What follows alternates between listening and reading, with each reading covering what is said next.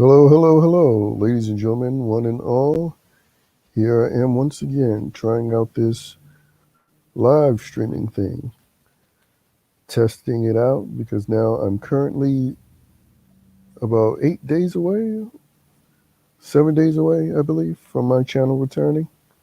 Or what about all, which was served with its second strike because the YouTube decided to go to a video 8 days that was 8 days old and strike it so they can give me my second strike. Because for some reason, YouTube is targeting a channel with under 600 subs for termination. I wonder why that is.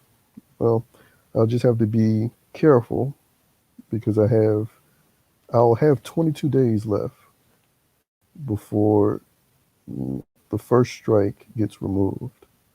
Okay, I'm 7 days away from getting my main channel back. But yeah, I'm starting up this live stream just so I can test out this new microphone and hear how it sounds. Oh, what's up, Christian? How you doing there? All right, I'm about to listen to myself on the playback to see how this microphone works. Sounds. Oh, what's up, Christian? Just so I can test out this new microphone. But yeah, I'm starting up this live stream. Okay, just so I can test out this new microphone and hear how it sounds. Microphone. Okay. Oh, cool. You can hear. Yeah, I just got a microphone. Um, Before I was using a headset with the microphone, but this one's better, I believe. So that's what I'm doing right now. Just testing this one out.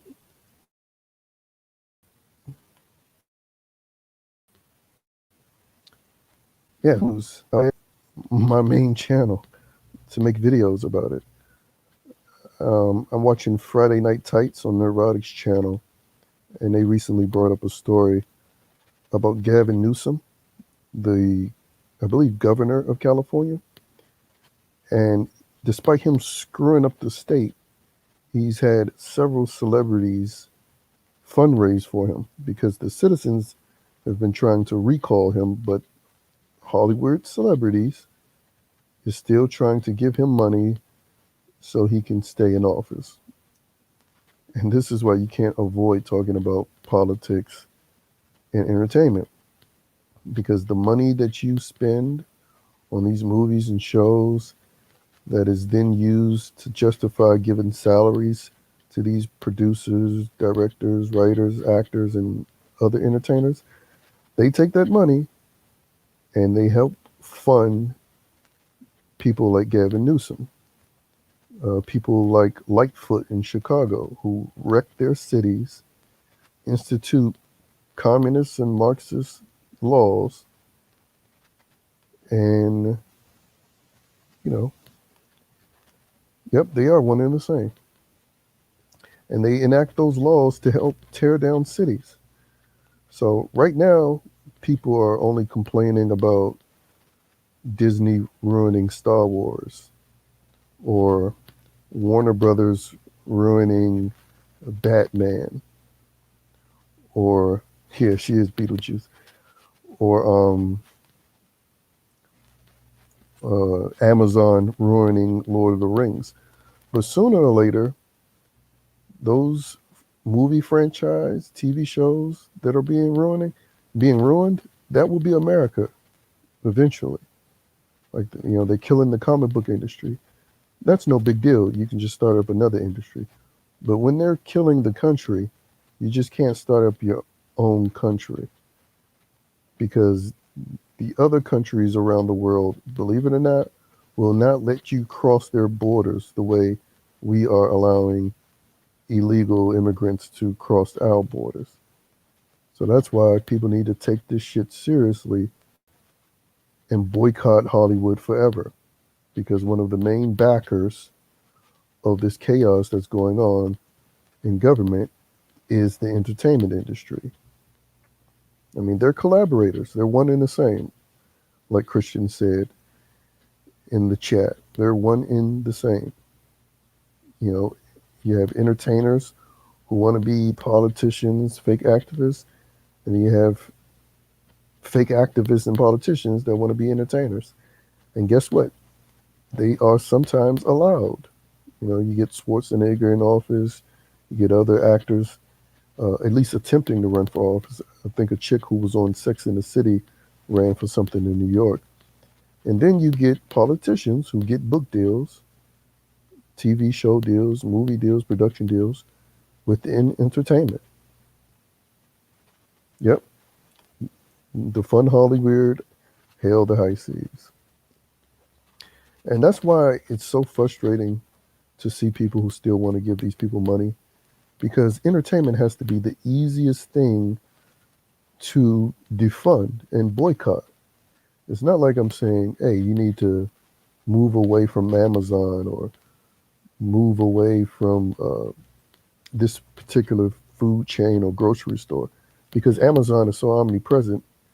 If you want something delivered, you know, 9 times out of 10, you probably have to use them.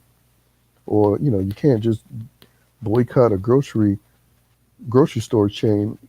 I mean, if you're a farmer, if you're a gardener, if you hunt and kill and get your own food, you know, maybe you can, but with entertainment, you can defund these things because, first of all, you have so much of indie entertainment from other countries that's not woke, but you also have the high seas where you can see any and all of these movies or TV shows that you're curious about that's coming out.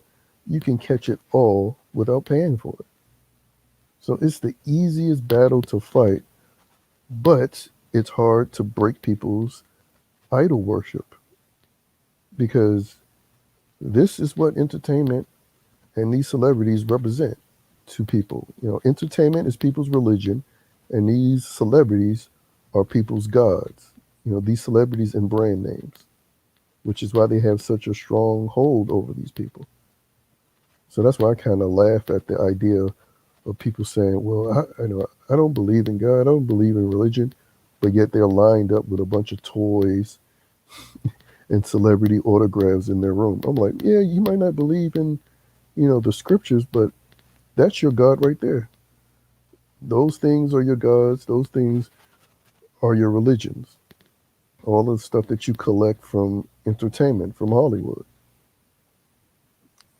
You know. So anyway, one of the main things that I like to do to help grow my channel is, despite not caring about this stuff within entertainment, you still have to talk about it because it's what gets people's interest.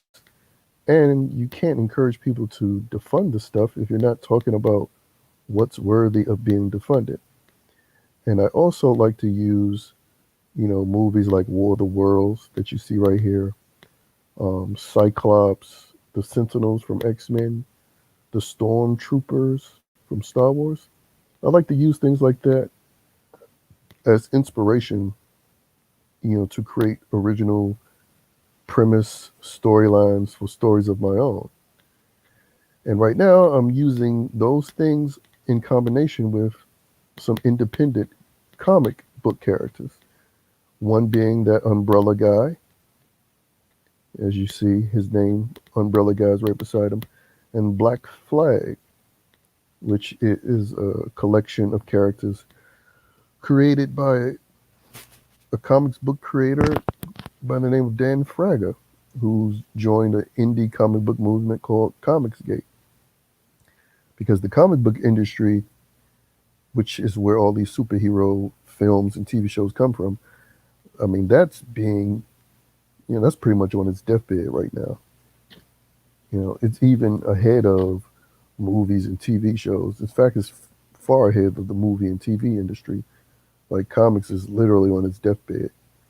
Because if it's not manga that's dominating, it's indie comics. And so I decided to use this little makeshift template that I created in, you know, the basic paint software, you know, to create another little movie mashup combining multiple characters and setting them in the movie world of 2005's War of the Worlds. Oh yeah, Black Widow. Yeah, Black Widow. I mean, even if that wasn't made woke, I wouldn't even be interested in it because it's too late. You know, they should have did a Black Widow movie like 5 years ago, maybe. I don't know when the character was still fresh and new. You know, they should have did that prequel story. But apparently, this Black Widow movie is just to set up another new character that's supposed to replace Black Widow. And of course, they're not going to gender swap Black Widow. They're injecting some new female character. And I won't even watch that on their high seas. Like, that's how little I care about that. And the fact that they're using the same statement that Birds of Prey used, you know, talking about this movie is to make men uncomfortable, to me, that should be a clear cut sign. That should be a clear cut sign to every male, you know, who isn't a liberal or male feminist. It should be a clear cut sign where they're telling you, don't give me your money. I mean, they're literally begging people to stop giving them their money. And people are so hooked on this mainstream crap because of a name brand that they've worshipped, you know, half of their lives. Even when they're spitting in your face, people still want to just give them money. And then there's other people who are just completely ignorant of all of this.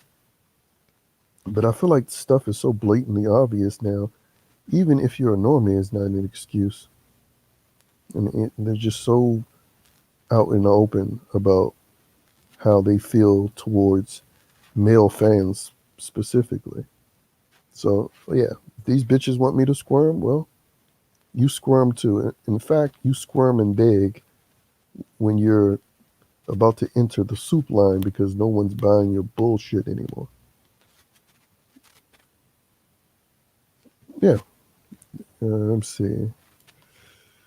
But when they do boycott, the mainstream blames them. Yeah. And I hope the mainstream continues to blame. I hope the mainstream continues to blame their customers for everything, just so it can help wake up these bastards that's just asleep at the wheel and still in denial about this whole thing. You know, some people need to be told off 1,000 times before they get it. And so I hope the mainstream doesn't let me down and they just keep being assholes to their customers. You know, because they're going to force a lot of people to wake up. You know, because again, sadly, people don't wake up on their own. So keep telling people, we're going to make you squirm, or this is going to be a commentary on misogyny, or this is going to talk about white supremacy, or this is going to talk about the evils of capitalism. Like, keep saying all of that dumb shit and drive more and more people away from your industry and into the hands of the independent market, who will happily serve them and welcome their business and not lecture them on bullshit or try to push Marxism and communism as a good thing. So I hope they keep it up. You know, I hope they keep it up. And plus, it gives me more content every single day.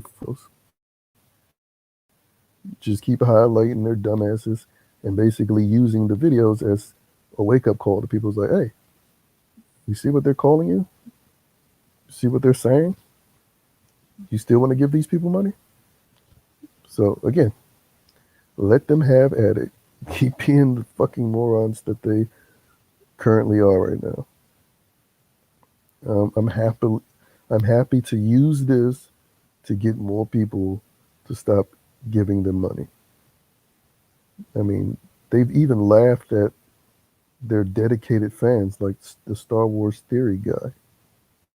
Like, he still loves Star Wars, gives them positive reviews, praises them, but then they still have an executive in their company that laughed at the dude and mocked him. And he's a fucking supporter of Disney Star Wars. It just shows you how retarded these people are. Like they'll push away people who are still currently on their side. So yeah, I hope they keep being the douches that they are, and they can't help it. Oh yeah, James Mangold, Trash Fans. Yeah, I think that's the Indiana Jones director. Yeah, he was on Twitter running his mouth, and I love how they try to use the word ageist to defend against criticism towards the Indiana Jones movie, as if Hollywood gives any cares about older people. I mean, they're the main ones who started up this sort of anti old people movement, like always making older people seem like the fun police or the party poopers in movies. And always, creating imagery that makes growing older seem like a bad thing. Like they are the number one ageist in the world, but now they're trying to use the ageist argument to deflect any criticism about Indiana Jones being too goddamn old to have a movie be made. This dude's damn near 80 years old, and he got recently injured. So again, let them keep, you know, shit in the bed. Basically, let them keep screwing themselves. Again, provides me with new content every day, and to use that new content to basically say, hey, this is what these people think of you. This is how these people get down. You're going to keep giving them money. This is what you're going to get. You know, they just make it easy. And I hope they continue making it more and more easy. So that's why if I could, I would instigate them to be even bigger assholes. But I don't have much of a big channel right now, and my Twitter has been banned, and I don't care to try to start up another Twitter. So they can have that platform. I don't give two rats ass. I still check it out again through searching the names on Twitter that I'm interested in seeing. But outside of that, I don't care to interact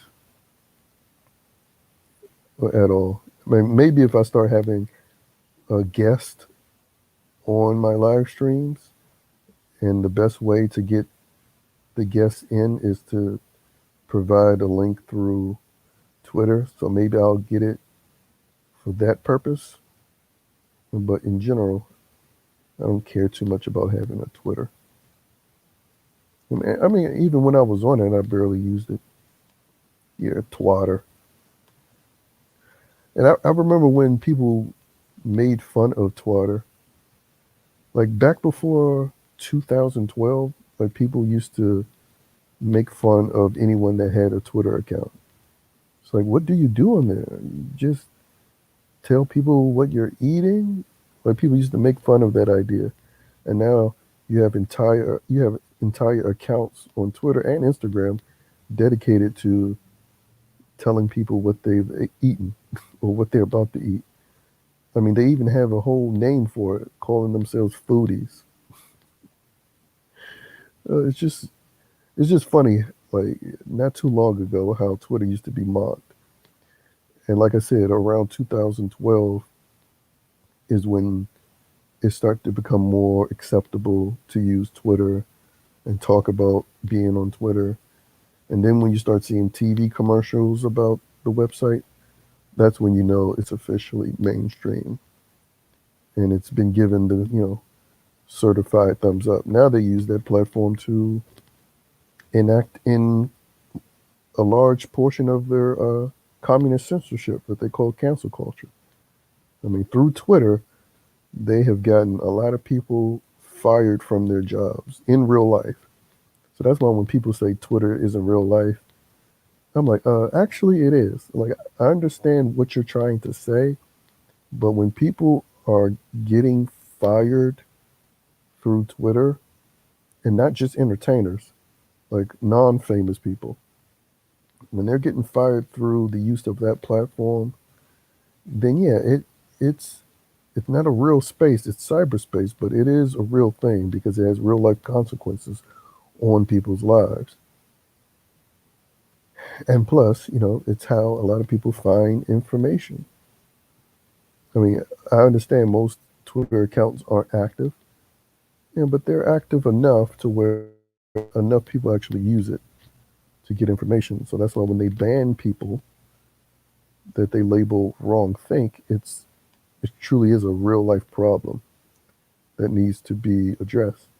And that's a lot of people's issue, who deem themselves non woke and anti SJW. They like to be dismissive of too much bullshit, and I hate that nonsense. They're like, no, take it seriously. Stop being dismissive. I mean, this is how we got here in the first place, not taking stuff seriously. It's like, oh, that's no big deal. That's their own personal lives. That's their own personal decisions. And generation by generation, they exploited that dismissive attitude. And now, fast forward, we got pride parades everywhere and grown adults waving their penises in front of children's face. But again, that all had to start from somewhere. And it started with people being dismissive. Now, I haven't did one, let me see. I need to start typing on here. I was looking for, all right, let me start typing something. All right, with this, I'm combining, uh, let's see, if this text is big enough, I want it to be visible. Oh, no, that's not big enough. All right, let's see. Combining,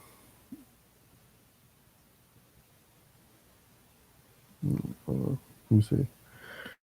Uh, Combining the world. I actually just really came on here to hear how this microphone sound. I don't mean to stay on here for very long. You know, I'll start doing consistent long live streams once I really, get down a format how I want to do a live stream. I think the best way to do it is to start off just covering news stories, entertainment stories, and do that for about maybe an hour and a half, and then spend that final half an hour doing something like this, doing a writing stream basically. And then have separate streams where they're just 100% writing streams. Because I know people, find things like drawing streams, writing streams to be boring, and I understand that. So, but yeah, I'm not gonna stream on my What About channel until I really have this streaming thing down.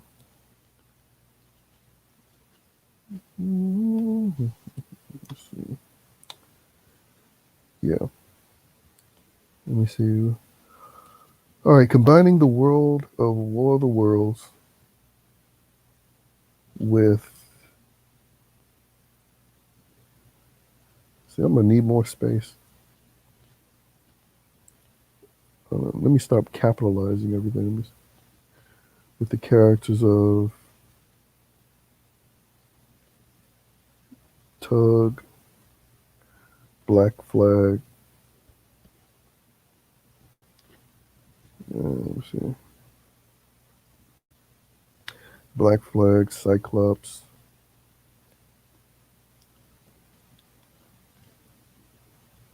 Cyclops. Set in the story. All right, I'm running out of space. Let me lower case this to get some more space. Stretch this out a little bit so I can fit more. I'm still gonna probably have to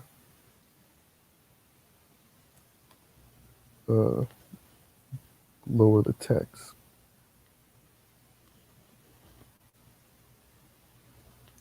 Oh, now my battery in my laptop needs to be charged. Okay. Now let me lower this text a little bit so I can fit in. Whoa. Let me push this back up a little bit more.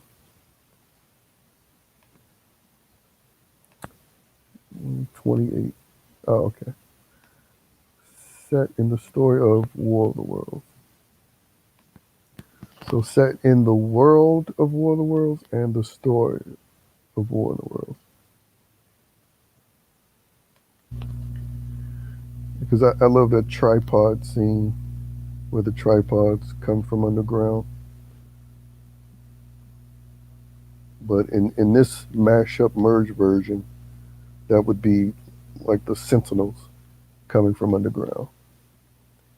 And then inside the Sentinels, you would have a number of stormtrooper-like characters, with guns that shoot lasers. And then Cyclops would represent the leader of the whole invasion. And then I would sort of frame the Umbrella Guy and Black Flag characters as the heroes of the story.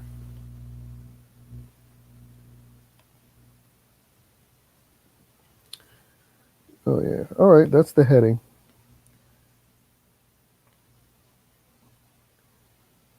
All right. Combining the world of War of the Worlds with characters of Tug, Black Flag. Oh, damn. Let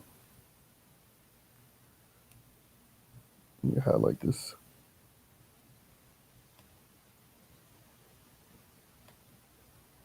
All right.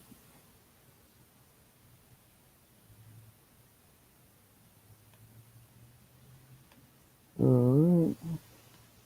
All right, I'm about to end this broadcast. I was just trying to check out this microphone. I'm going to listen to this back and hear how this microphone sounds versus how my previous audio sound to see how much of an improvement or no improvement happened. So thanks for listening. Goodbye.